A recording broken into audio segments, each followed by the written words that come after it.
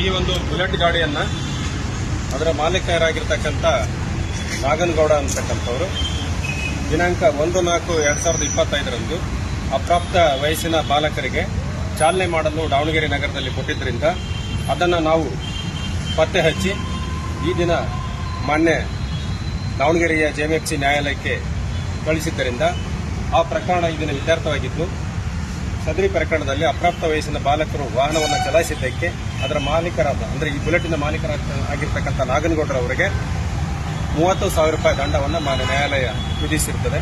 ಹಾಗಾಗಿ ಯಾವುದೇ ವಾಹನದ ಮಾಲೀಕರುಗಳು ತಮ್ಮ ವಾಹನವನ್ನು ಅಪ್ರಾಪ್ತ ವಯಸ್ಸಿನ ಬಾಲಕರಿಗೆ ಚಾಲನೆ ಮಾಡಲು ಕೊಡಬಾರದು. ಯಾಕೆಂದರೆ ಅಪ್ರಾಪ್ತ ಬಾಲಕರಿಗೆ ಚಾಲನೆ ಮಾಡಿಕೊಟ್ಟಲ್ಲಿ ಅದು ಅಪಘಾತಕ್ಕೆ ಈಡಾಗುವಂತಹ ಸಾಧ್ಯತೆ ಇರುತ್ತದೆ. ಹೀಗಾಗಿ ಅಪ್ರಾಪ್ತ ಬಾಲಕರಿಗೆ ವಾಹನವನ್ನು ನೀಡದೆ ಅಪಘಾತಗಳನ್ನು ತಡೆಗಟ್ಟಿ ಅಂತಂದು